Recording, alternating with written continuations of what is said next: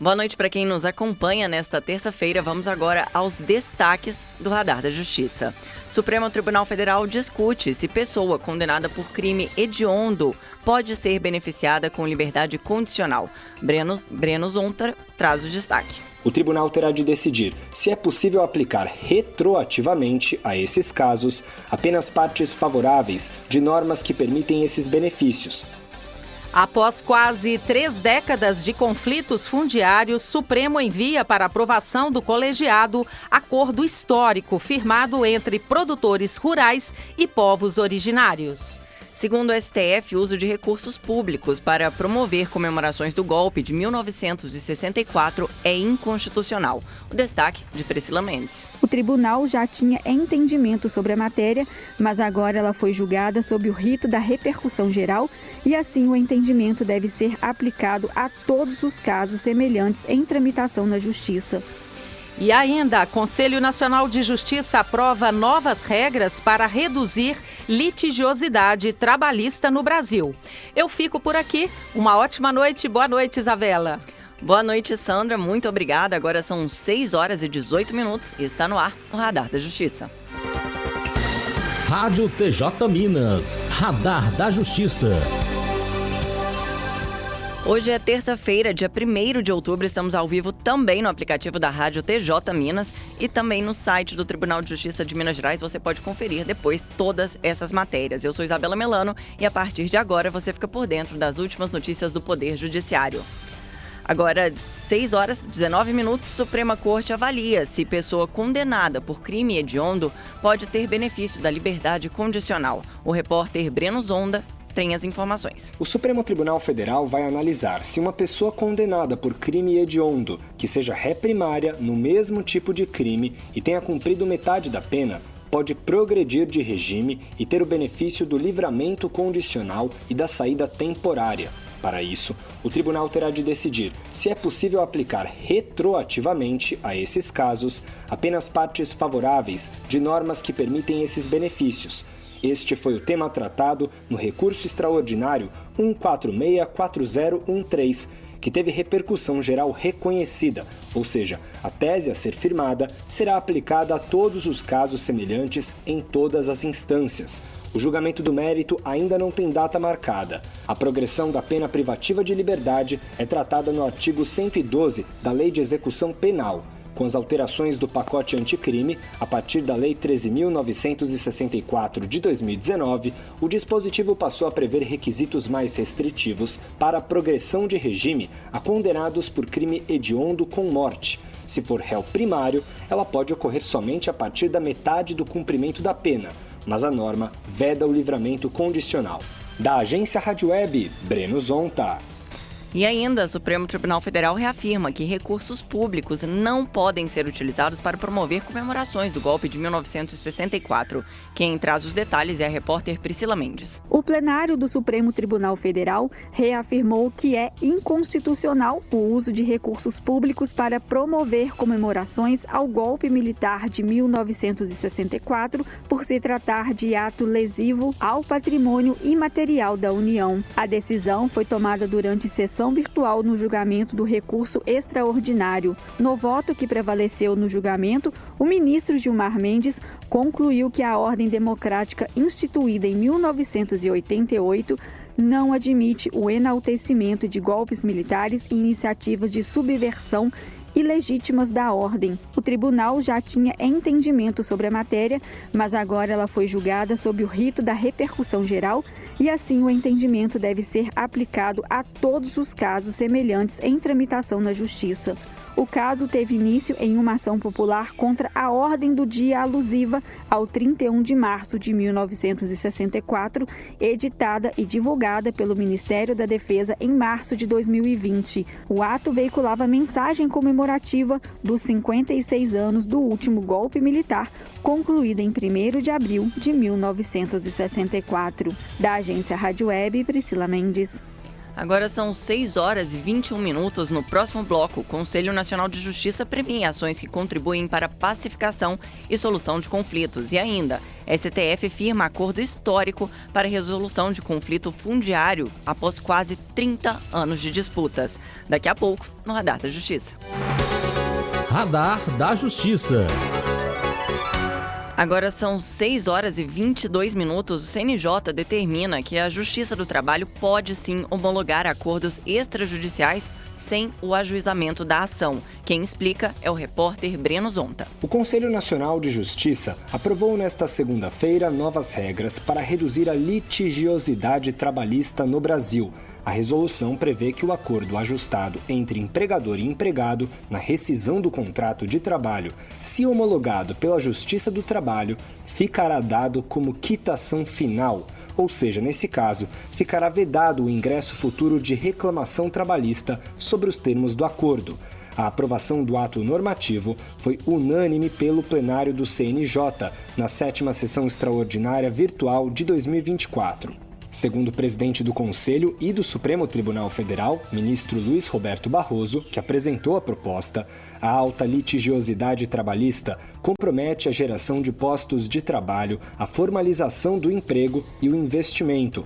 Para ele, a resolução garante a proteção do trabalhador, que sempre deverá estar assistido por advogado ou pelo sindicato, bem como dá segurança jurídica ao empregador. A norma considera que o acordo a ser levado à homologação pode resultar de negociação direta entre as partes ou de mediação pré-processual. O ato normativo será válido nos 6 primeiros meses para negociações acima de 40 salários mínimos, valor médio aproximado dos acordos homologados pela Justiça do Trabalho em 2023. O intuito é avaliar o impacto da medida e a possibilidade de ampliação para outros casos. Da Agência Rádio Web, Breno Zonta.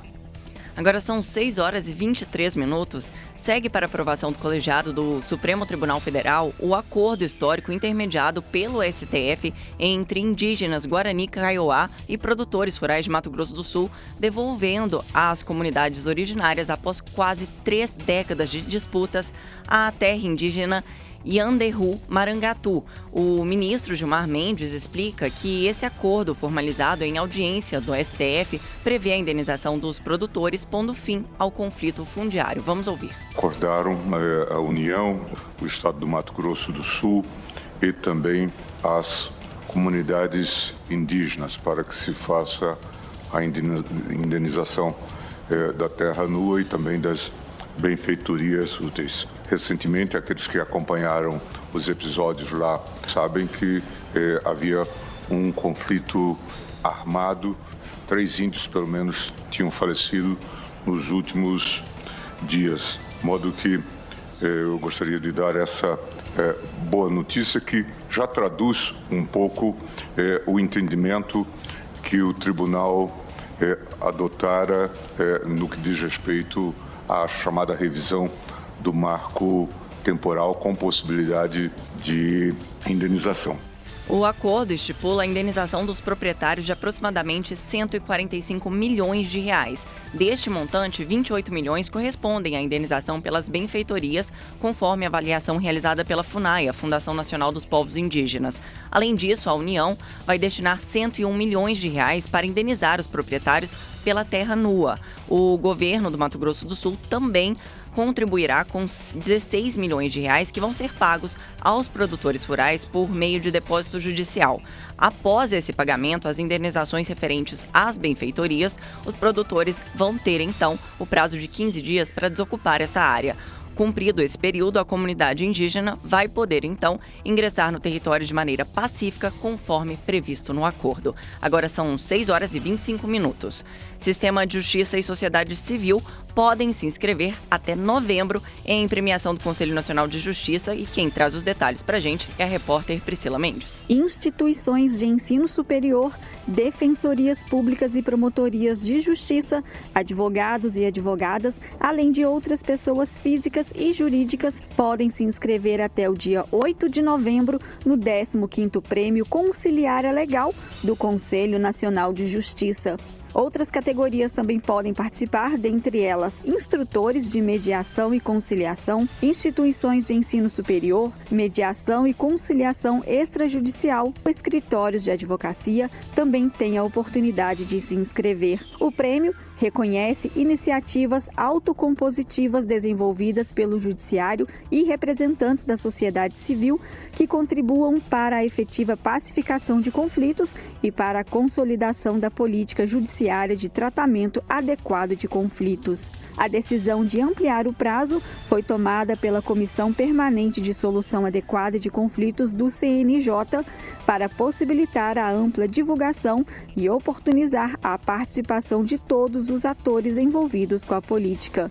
Da agência Rádio Web, Priscila Mendes. Agora são 6 horas e 27 minutos, nós vamos para um breve intervalo e depois um giro pelos tribunais brasileiros. Radar da Justiça. São 6 horas e 27 minutos. Vamos ao giro pelos tribunais do Brasil. Tribunal de Justiça do Rio de Janeiro e do Rio Grande do Sul firmam parceria. Quem traz os detalhes é Cristina Mara. Tribunal de Justiça do Estado do Rio de Janeiro é o primeiro do país a disponibilizar juízes e desembargadores para atuarem em processos do Tribunal de Justiça do Estado do Rio Grande do Sul. O termo de cooperação entre as duas cortes tem como objetivo viabilizar o tratamento adequado de processos afetados pelos eventos climáticos daquele estado. Todo o trabalho dos magistrados do Rio vai ser online, na medida da disponibilidade de tempo de cada um, sem prejuízo ao trabalho da Corte Fluminense. Justiça do Mato Grosso adota sistema de apresentação remota. Mércia Lívia. A comarca de Sinop, no Mato Grosso, vai ser a sexta no estado a implantar o sistema de apresentação remota por reconhecimento facial. A ferramenta vai permitir que quem está cumprindo penas nos regimes aberto e semiaberto comprove o comparecimento em juízo de forma remota, via celular, utilizando reconhecimento facial e geolocalização, eliminando a necessidade de deslocamento até o fórum. Com isso, mais de 4.000 apenados e investigados em cumprimento de acordo de não persecução penal poderão se apresentar virtualmente à vara de execuções penais. Em São Paulo, a Justiça lança programa de renegociação de dívidas. Lígia de Matos. O Tribunal de Justiça de São Paulo lança a nova fase do programa Acordo Paulista, que engloba pendências com custas processuais e promove o parcelamento de débitos de pequeno valor, ou seja, de até R$ 42.432. O programa é direcionado a contribuintes com débito inscrito há mais de 2 anos no cadastro da dívida ativa e oferece condições atrativas, 100% de desconto em multas e juros e parcelamento em até 60 vezes. O objetivo é simplificar a negociação de um total de R$ 2 bilhões pendentes de pagamento.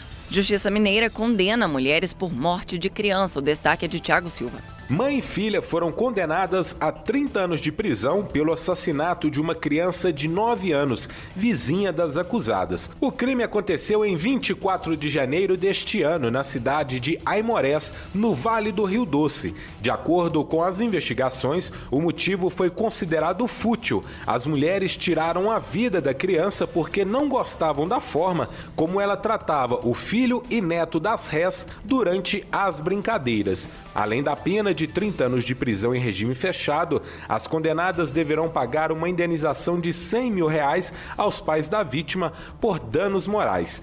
Agora são 6 horas e 30 minutos. O Radar da Justiça de hoje fica por aqui. Você pode rever este programa no YouTube da TV TJ Minas. Uma ótima noite.